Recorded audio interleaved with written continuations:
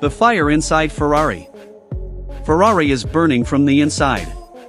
Behind the prancing horse emblem lies a storm of tension and frustration that's becoming impossible to hide. After a disappointing weekend at the Singapore Grand Prix, Italian media reports have revealed a heated argument between team principal Frédéric Vasseur and one of the team's senior engineers. And this wasn't just a disagreement, it was a clash that symbolized the chaos within Maranello. At Marina Bay, Ferrari looked lost. Charles Leclerc could only manage a frustrating 6th place, while Lewis Hamilton, still chasing his first podium with the Scuderia, finished 8th after suffering brake problems in the closing stages. Ferrari now stands as the only team among the top 4 constructors without a single victory this season. Worse yet, they slipped even further behind Mercedes, with George Russell's flawless drive from pole only highlighting Ferrari's downfall. Throughout the 62-lap race, both Ferrari drivers were forced to lift and coast, a fuel and brake-saving tactic that's become depressingly familiar for the team. According to Corriere dello Sport, the atmosphere within Ferrari has deteriorated. Reports describe a heated debate between Vasseur and a senior engineer, allegedly involving Matteo Tognanelli, Ferrari's head of track engineering. The cracks are starting to show. What once looked like a structured, confident operation is now being torn apart by internal frustration and technical confusion.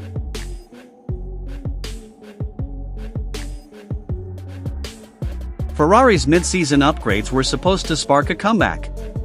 But instead, they've only deepened the team's crisis.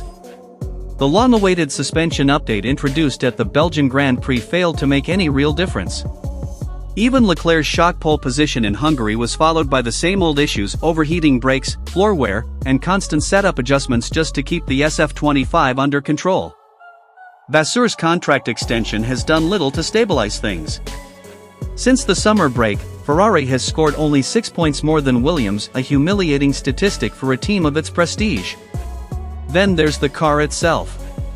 After the disqualification scare in China, Ferrari chose to run a higher riding setup to stay safe, but that made the SF25 stiffer, slower, and plagued with understeer. Ironically, those are the very characteristics Hamilton prefers, having grown used to them from his Mercedes days. But for Leclerc, it's a nightmare.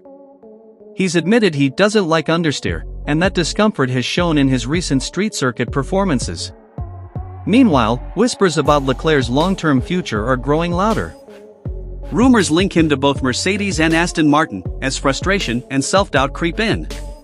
Hamilton, on the other hand, is showing progress, inching closer to Leclerc's pace, but still waiting for that elusive first podium in red.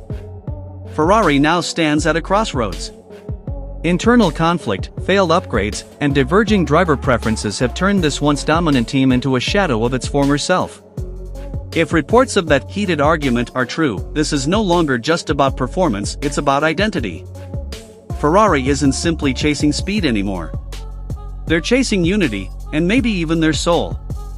Because right now, the question isn't if Ferrari can win again. It's whether they can survive their own chaos.